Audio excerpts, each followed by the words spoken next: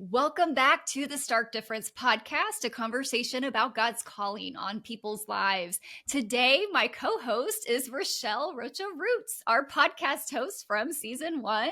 Rochelle serves as the chief of staff and professor here at Stark College and Seminary, and she is also the family and administrative pastor at Christ Life Church here in Corpus Christi. And if you're looking for a church home, we really recommend that you go and take a visit at Christ Life Church because they're just such a great body of believers over there and know that they would be so welcoming.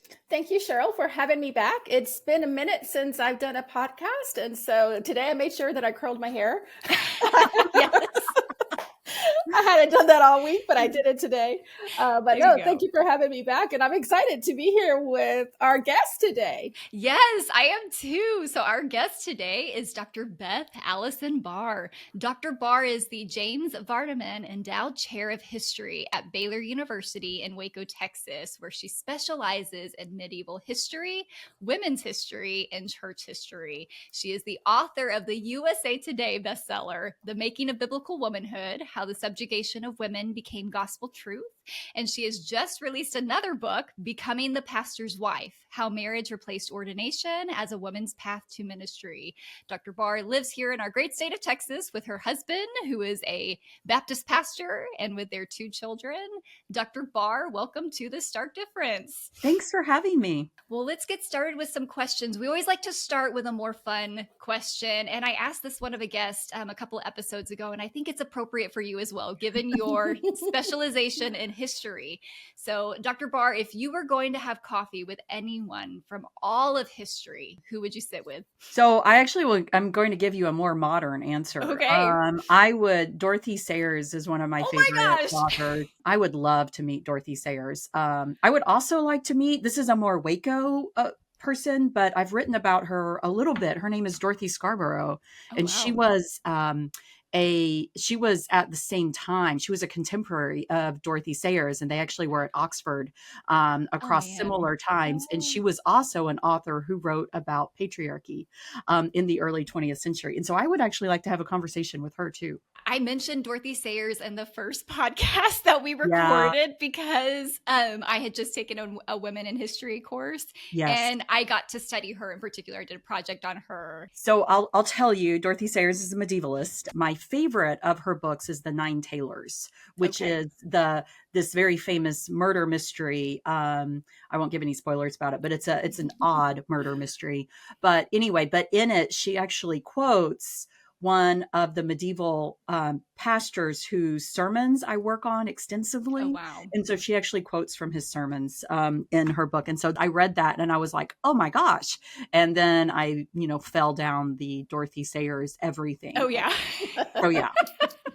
Her fiction is just really, really incredible. So, so definitely I would love to talk with her. So thank you, Dr. Barr, again, for being with us today. I think that our students here at Stark would be greatly blessed to hear about your story. Our podcast is a conversation about calling. And so we always like to start with that first call of how were you called to know Jesus? Oh, yeah.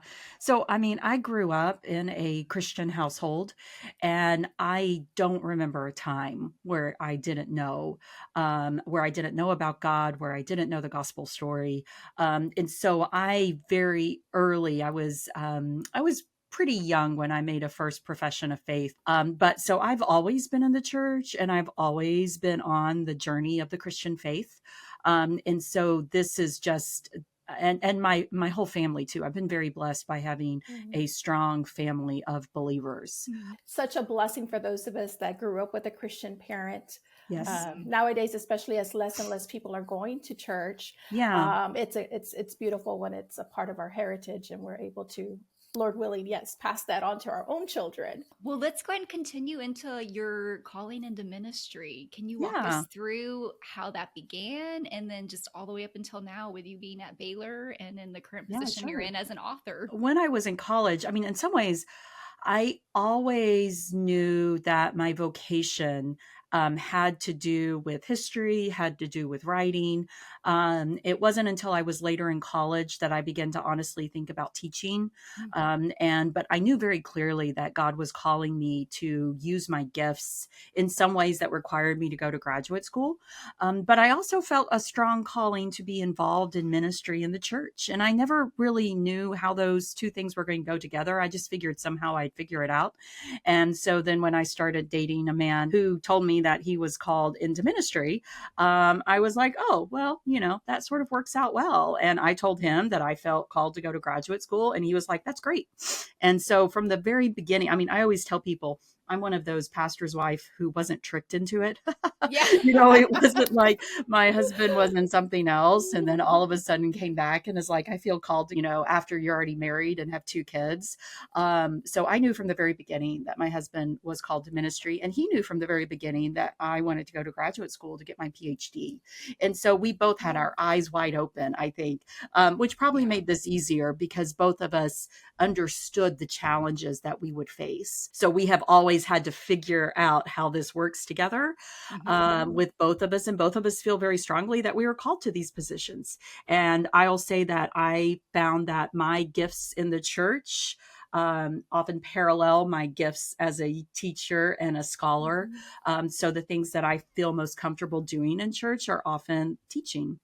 And that is something that, as much as possible, we have utilized. So also in thinking of your calling to higher education, we are a higher education institution. Yes. And so we have students, non-traditional students. Can you share, you said you had some challenges. Can you share about one of those challenges that maybe, and how the Lord helped you and your husband as you were kind of walking this journey together to overcome that and kind of like stick through that determination of finishing your education? Getting advanced degrees is always, I think, has challenges for everyone. Just because it comes at a time in your life where you are more of an adult. You have to do all of those, you're usually off your parents' insurance by then. You have to figure out how to support yourself, in addition to also doing what you need for your education. You also have to figure out how to, if you're in a stage where you're married or having kids or any of those types of things, you have to figure out how to do it all yourself. And I think for women, those challenges are often compounded because we live in a world where the burden of the home still falls on women, even with husbands who are fully supporting and trying to be more of equal partners with their wives. Like, I early on in our marriage, the expectation in our church was still for me to provide meals, for me to provide, all of those types of, to do those sort of behind the scenes pastor's wife things, even though I was also working at the university and engaged in full-time coursework, dissertation work, teaching classes, which made it really hard for me to often, be able to be engaged in the same way as someone whose vocation was full-time in the home. And so there was always that double burden that I think was placed upon me. My husband and I had many frank conversations early on in our marriage as we were figuring these things out. And some of these things he didn't really realize the impact that it had until he actually lived with somebody who was experiencing it. And so I learned really early on that clear communication with my spouse about what I could do and what I could not do. And also communicating those things with churches. Like, someone asked me the other day if I had something to go back and tell my younger self. I think it would be being more clear with churches that they actually didn't hire me. They hired my husband. And that I will do what I feel called to do when I feel called to do it, but that what I am able or not able to do should not reflect on my husband's job whatsoever. That would be something that I would change, is just to have much more clear conversations with the churches where my husband worked about what was expected of me and what I was actually willing to do. Yes, that's a great point there about having clear Yeah. communication from the start as much as you Yes. can. Yes, yeah. Well, you've already touched on this a little bit, but can you share a little more, maybe a personal experience that sort of encapsulates the challenges as a pastor's wife? I know many of our students are actually pastors' Yeah, wives. I have this conversation with pastors' wives all the time, and it's sort of like we have stories just oozing out of us of all of the weird encounters you have with people. I start my new book, Becoming the Pastor's Wife, off with a really funny encounter that actually happened um, not terribly long ago, but it was an encounter that I had with this very sweet pastor's wife. And we were at a community event, and one of my kids was very small, and I was getting a hot dog for her. And this pastor's wife introduced, she was the one who was doing the booth with the hot dog, and she introduced herself to me, and she started talking about being a pastor's wife, and she was telling me how she was recently retired. And then she was like, but I'm still going to do the bulletin because our new pastor doesn't have a wife yet. And it was just this it just made me, my husband literally started laughing, and he had to walk away. But it was just this very matter of fact expectation that whoever this woman was, that she would do these administrative tasks for the church, and that this would be this unpaid labor. Mm. And this is something that, I think for pastors' wives all the time, is that churches expect us to do, whether it be administrative tasks, Mhm. whether it be teaching tasks. I remember our church was hosting a conference, and I was teaching a session on how to teach. And yet somehow I still got burdened with the responsibility of taking care of childcare. And that's not my gift, by the way, y'all. I've had 2 kids, but childcare, small kids isn't my gift. Mhm. And I remember how irritating it was to me that while all the other men, I think I was one of only 2 female speakers, and while Mhm. all of the other men got to focus on mingling with other people and preparing what they were talking, I was having to deal with these childcare issues Mhm. in addition. And in fact, I ended up running to my session at the very Mhm. last minute because I had been having to deal with these other things. But none of the other men, it never even occurred to them Yeah. that what sort of burden they were placing up on me, and even the unfair expectations that just because I was a pastor's wife, that I should be in charge without getting any, instead of hiring somebody to do it, they're just like, Mhm. oh, Beth will do it. But just really that disregard Mhm. for how God calls women and Mhm. what women's giftings are.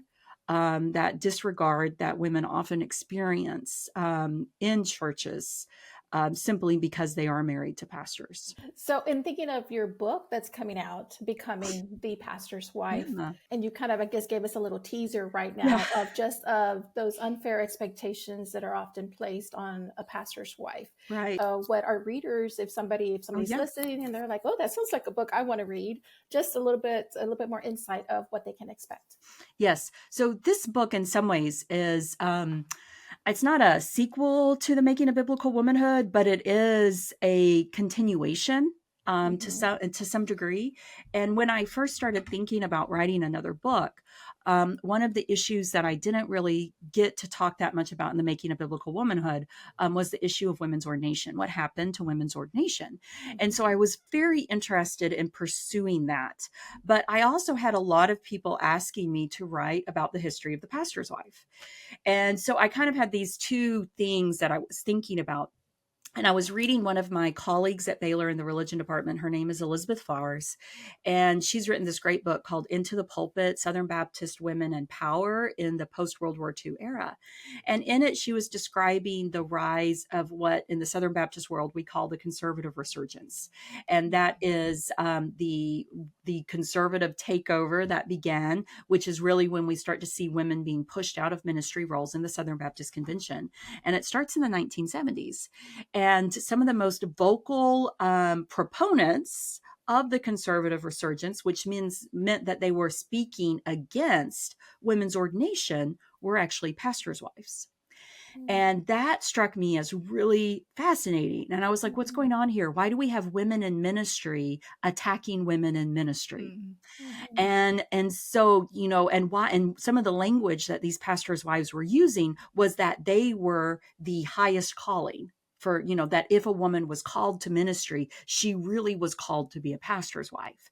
And that, being called to be an ordained minister was either a lower calling or actually a wrong calling, that it was sinful. Mhm. It was a misinterpretation of God's calling on you, that really what you're called to do is to support men in ministry, not to be a minister yourself. And so I was like, where the heck did this come from? How did we get to this place? And so becoming the pastor's wife is the history of how we got to this place. It is a long history. I start in the Mhm. early church and move up through the medieval era to talk about women's ordination and what happens to women's ordination, and then to talk about the birth of the pastor's wife role, which historically speaking is very new. Um, and then thinking about how that role has changed significantly in the 20th century. And I use the Southern Baptist Convention as a case study of what happens, not only because I'm most familiar with them, but also because they were so significant in shaping what we now know today as the pastor's wife role. Well, that's a great resource just for church history right there. I Yeah. mean, Yes. ministry and church history. Yeah, I've gotten to start the book, and so I'm excited. I read the first story that you mentioned, Yeah. yeah, Yeah. and it Yeah. made me giggle as well. I want to talk a little bit too about your working at Baylor, and you've been a Yeah. professor there since, is it 2003 when you started? Very, yes. I don't like to admit how long I've been at Baylor, but yeah, long time. That's incredible. Can you talk a little bit about your calling to teaching in Yeah. higher education and in biblical education? I'd love to hear more about that. Oh, yeah. So, as I said, when I was in college and undergrad, I did feel I've always been very interested in writing and telling stories and in history.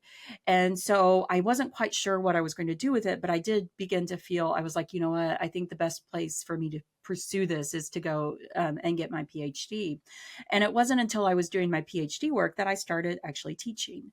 And then it really crystallized for me. It's like, I love this. I love Mhm. teaching. I love the research. I love the history. I love the telling the stories, but I love the classroom. And of course, I could have done that without my PhD, but I always tell people that if you have a flexible mind, getting a PhD is never going to hurt you. But Mhm. also in the public writing world, it's given me the credentials where I can Mhm. speak with authority in ways Yes. that people who haven't earned those credentials have more difficulty speaking with Mm. authority. But it was while I was on that journey that I just really began to feel like, I love teaching. I really come alive when I'm teaching. And so I would say that very much that is something that I have seen God moving me towards and giving me the tools and giving me the opportunities to be able to do this to my best. And even thinking about like the making of biblical womanhood, um, uh, that book was such a surprise success for me.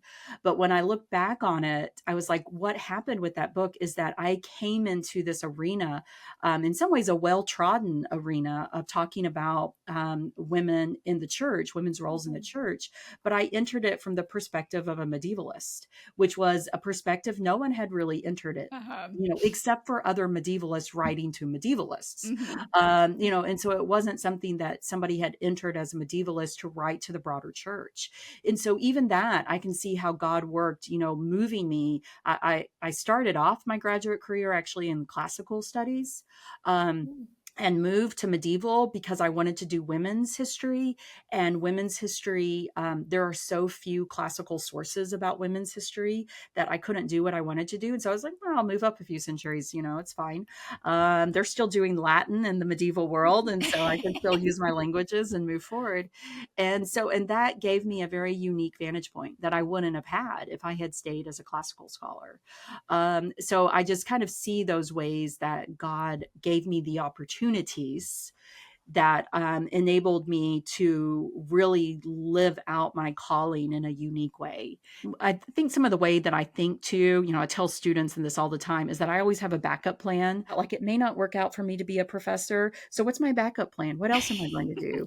And that has given me this, this flexible approach. God is creating me to be, he's using my gifts. I'm gifted in teaching, but there's a multiple sort of ways I can use those gifts.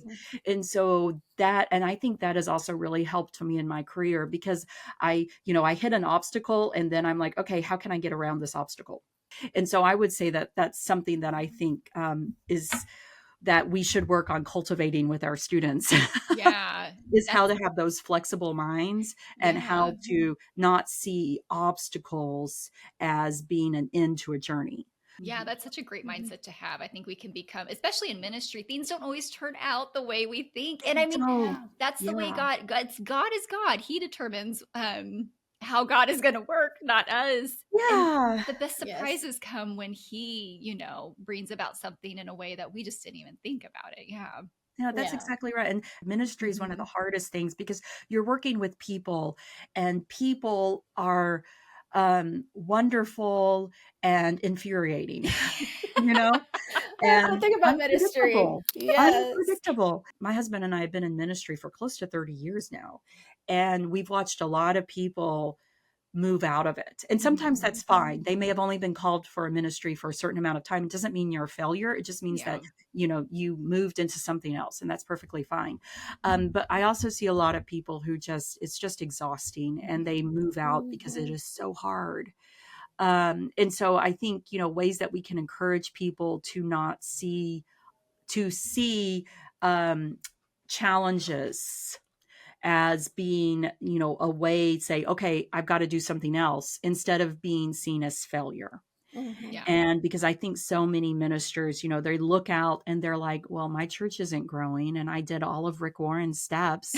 Yeah. Maybe, Right. I'm just a failure, or, my sermons aren't drawing huge crowds. I must just be a failure.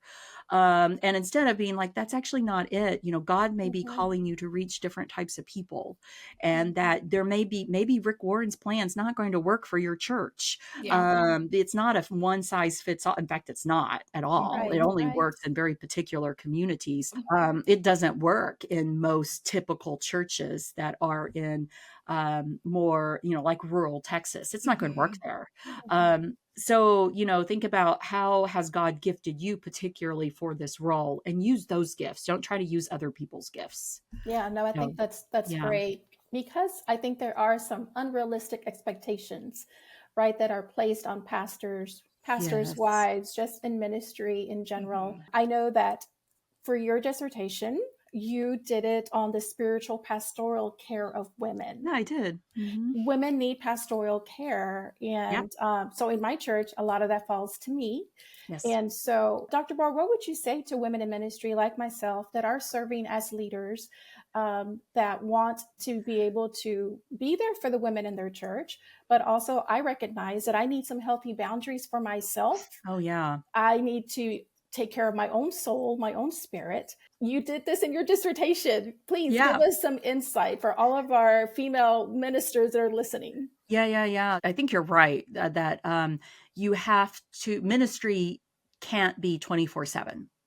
And that's often the way that people perceive it. They're like, oh, I must be always on call. And there are very few urgent things that you have to be there for.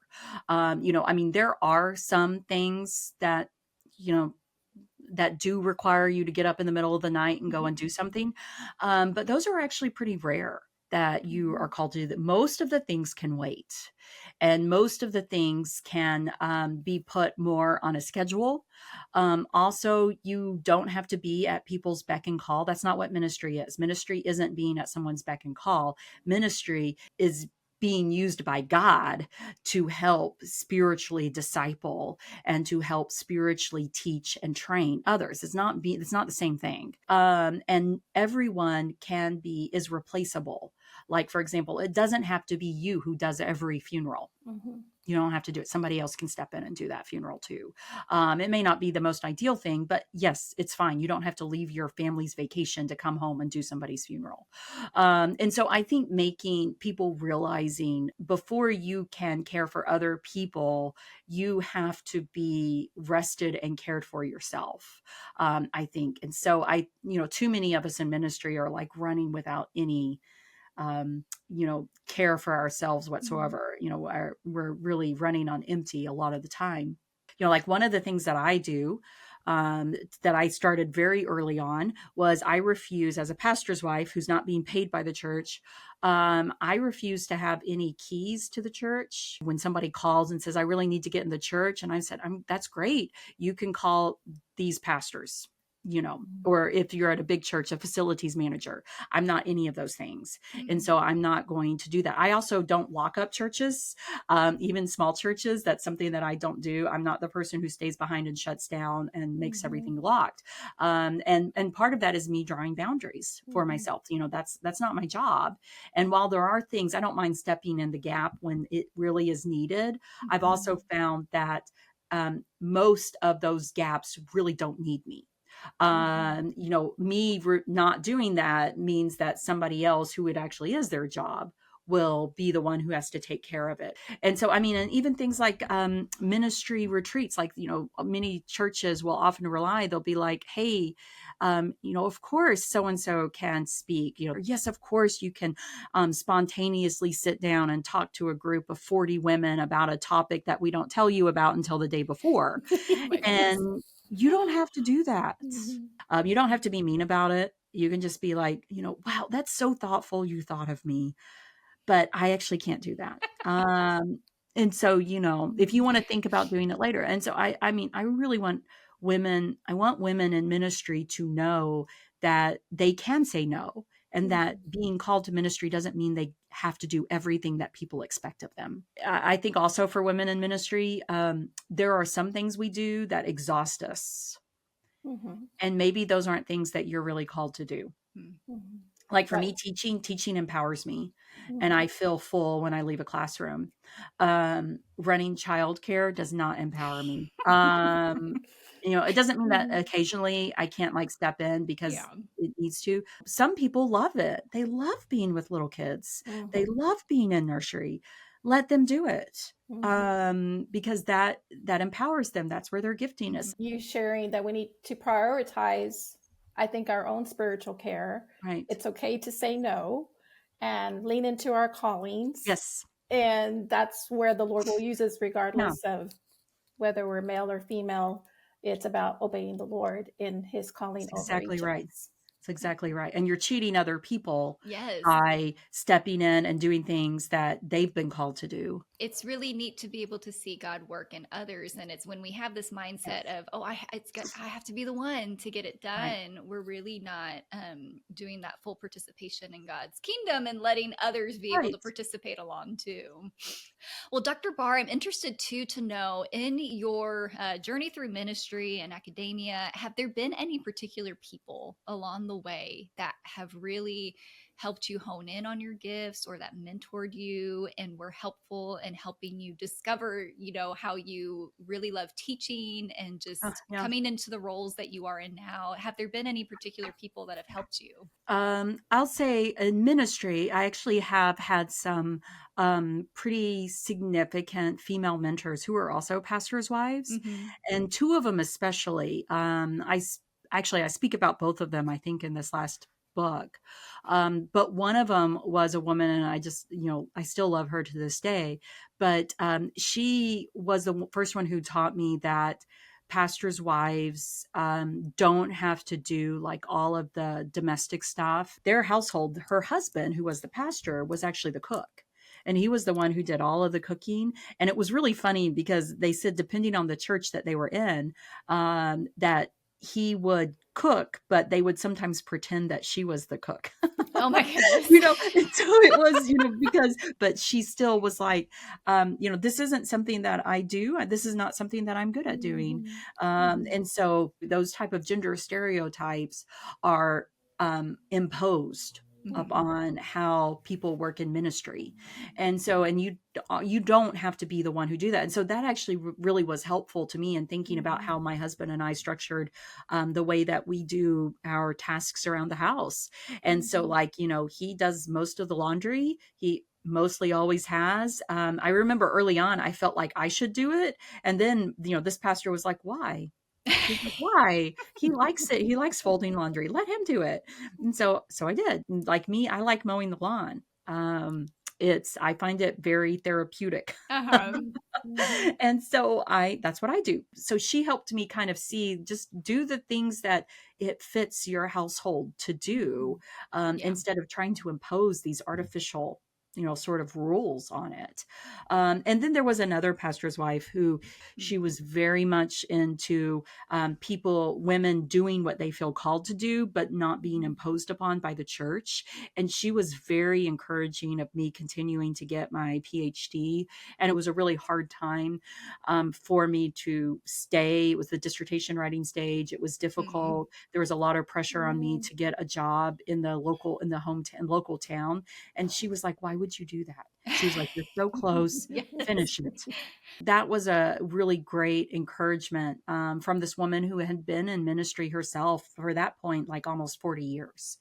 And she was like, God is not calling you to surrender everything to the will of this church. Y'all may not even be here for very long. She was like, God is using you in this particular place, and he is also enabling you to be able to finish this degree that you've had this opportunity to do. And so do it. And I'll say, actually, in academia, though, it's been men. I've had 3 particular male mentors who have always supported me as a woman and have always made sure that I had the same opportunities as men and have given me leadership chances. And 2 of them were former chairs of the history department, and one of them was the dean of the graduate school. And my academic career would not be where it is today if it hadn't been for those 3 men who fought for me when I hit gendered challenges along the way, and who also showed me how that I could, and also made it clear that I should be at the table with all these men. Mm. And so I'm very grateful for them too. Praise God for the people that the Lord puts in our path at the right time in those right seasons, Yes. Yes. to make sure that the purposes of God, right? This is all about God's calling, God's purposes in our lives, and seeing His will unfold. So, Dr. Barr, for students or any women that are listening to us right now, that maybe they feel like there are some obstacles in their way, some Yeah. challenges, what just a word of encouragement or advice would you give them? Yeah. Well, first of all, I would say that they don't have to figure everything out at the same time. We Sometimes want to do that. I yeah, know. we want to know everything Yes. immediately. And it just doesn't work that way. Mm. I think it's, looking about what are the opportunities in front of you, even if it is challenging or hard, what are the opportunities that you have in front of you? Mm. Also seeing challenges as opportunities instead of, as I said, instead of failures, or instead of things just standing in your way. I think sometimes it's like, okay, sit down, things went badly. Okay, cry. That's fine. Sit down. It was a really awful day. But then the next day be like, okay, where am I going to go? What can I get up? What direction can I go? Maybe where I am right now is just not where I need to be. Maybe I do need to start looking outside of this. Maybe I do need to start looking for other career paths, or other ways to use my gifting. And I've often found that even if people who feel stuck, that even if they actually don't end up changing very much about their life, just the practice of being like, I could do something else, Mm. is really freeing for them to be like, this is actually me choosing to stay here instead of me being forced to stay here. Mm. It's when we feel trapped that we just feel exhausted and Yeah. everything's discouraging. And so if you feel trapped, be like, okay, what could you do to not be trapped? Yeah. What No, other that's paths great. can you take? Yeah. And so, like for some people, it's just start applying for other jobs. You may not get them, but just even the going through that practice, it helps you like see what your strengths are. You write up, you're like, oh, actually, I was really good at this. And I did these really good things at this Mhm. church. And you start applying for other jobs, and it may not end up with anything, but it does help move your mind forward. That reminds me of a time in Yeah. my life when we were going to a particular church, and I had come from a Pentecostal background. Hmm. And so I had been able to preach and to teach for years. Yes. And then I wasn't able to do that anymore at this particular church. And I did feel trapped in a sense and kind of Hmm. stifled. And after praying, I was like, well, Yep. what can I do? I started hosting a women's Bible study in my home. Yep. It's like, okay, I can't do it at the church, but I can do it in my house. Yeah. Right. And that was very freeing for me. And it kind of, I felt Yes. like I could have that life again in joy just in walking out my Yes. calling. Clearly, you feel called to teach and you derive some joy from that. I just want to hear a little more from you. What brings you the most joy? When do you feel like, oh man, this is what God made me to do? Okay, so I mean, I will tell you, actually, I have 3 interviews today. I'm like wrapping up the end of all of my written Uh-huh. interviews. So, and in between, I'm going to go to the Baylor Texas collection, which is an archive that we have here, and I have an appointment, and I will be back. I'll be looking through several documents that I've called up that I'm working on for my next book project, and the archives give me life. Oh I my know that goodness. sounds really weird looking through old, but I'm so excited. Just that gives me life. I love it. Uh-huh. I love being able to tell histories and learning about how we got to where we are and finding that out. And so, and I'm good at putting those puzzle pieces together. I mean, I can Hmm. say that now. I've published enough. I can do it. And God is using that. I mean, who would have Hmm. thought spending hours and hours in archives all by yourself, is using your gifts the way God has given you? But clearly that is what God has given me to do, and the opportunity to do it, Mhm. and the ability to tell these stories that are really important. Teaching in the classroom definitely gives me joy too. Again, it's like I love pulling those pieces together for Hmm. students and help, Mhm. and even giving them the pieces and watching them pull them together in the classroom. That actually I really love. I talk about one of my favorite assignments in Becoming the Pastor's Wife, and it's a disputatio, and it's where you have students take a topic and they have to talk about both the, in both the positive and the negative. They have to, Mhm. and they have to use evidence, and you see them like being like, oh, actually there's another way to look at this issue. And Mhm. it's a really good assignment. And so Hmm. I love Mhm. watching the students and hearing them put those pieces together in the classroom. And so, that too gives me a lot of joy. What would you say, not just to the female students, but maybe to maybe Mm. some of our male students, pastors, as an encouragement to them and how maybe they can encourage, whether they're a pastor, how they can encourage their wife, or Yeah. as a pastor to encourage the women in their church to serve or to recognize those gifts? What would be a closing encouragement that you could give them? First of all, it is exhausting to men to have to carry all of the burdens and the obligations and be in charge of everything. Honestly, they're not Mhm. created for that either. And so it is Mhm. freeing for men Mhm. to share the load. Mhm. And even in the home, also, I mean, it is freeing. If you like are like, wow, I actually don't know what to do here. Let me talk to my wife about it. Maybe we can figure it out together. I mean, Mhm. that's a huge freeing thing. It removes that pressure from the men. And so I would encourage them, what are ways that they are actually increasing their mental load and making life harder Mhm. for themselves by not utilizing the gifts of women. I would also encourage them to, in biblical theology terms, when people talk about the book of Luke, they often talk about gender parallelism, where every time Luke tells a story about a man, he tells a story about a woman. I don't know if you've noticed that. It's actually really fascinating. And so I often encourage male pastors, I'm like, you need to utilize gender parallelism. Mhm. You need to utilize it in your sermons. If you tell a story about a man, tell a story about a woman. They're in the Mhm. Bible. Just Mhm. use them. You Mhm. don't have to rely on the same things.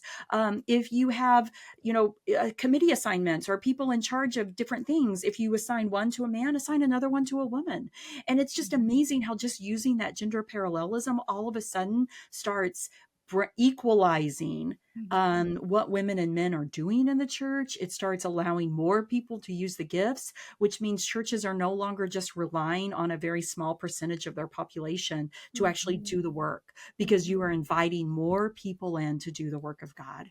And it is freeing for both men and women. Being that you are into history and specialize in that, I like history myself, so I don't really understand this, but when people are like, oh, I hate history, or I don't see the Yeah. point, and why study church history? And the churches now too sometimes don't even see the need for theological education in their ministers. I know. So why is it I'm so important sorry.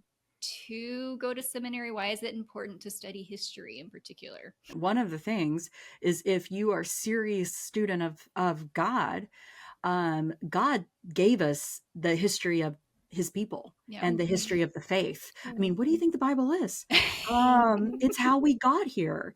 And I mean, this is God telling us that our past matters, that who we are today is built upon who we were in the past, and the lessons that we learn. I mean, history doesn't repeat itself, but it rhymes. That's something we hear all the time. And so, I mean, why do you think God told the people in the Old Testament books to build the memory, to build those stones, and where every time they walked past him, they remembered what God did. And this is, I mean, so saying that history doesn't matter and who we were in the past doesn't matter is actually going against what God told us was important about ourselves, and goes against what God told us to do and what God models for us. So I would say, first of all, that I would say also, if you grew up hating history, it's probably because you didn't have a good teacher. I'm really sorry. True. Or Very true. you Yeah. didn't have a good teacher, or you were not being a good student. Maybe, yeah. I That's can also say that. true. Yeah. Well, Dr. Barr, thank you so much. This has been such a joy for Rochelle and I both. If listeners want to connect with you and follow you, what's the best way for them to be able to do so? So social media. I also write on Substack, and so they can follow those things. And then also just, my books. Honestly, I'm getting more and more where I'm telling you everything that I want to in my books. So there you are. You can get more from reading the books Yes. yourselves. Well, to our listeners, thank you for tuning in. We hope you have enjoyed this conversation as much as we have, and we will see you the next time on The Stark Difference. Thank you.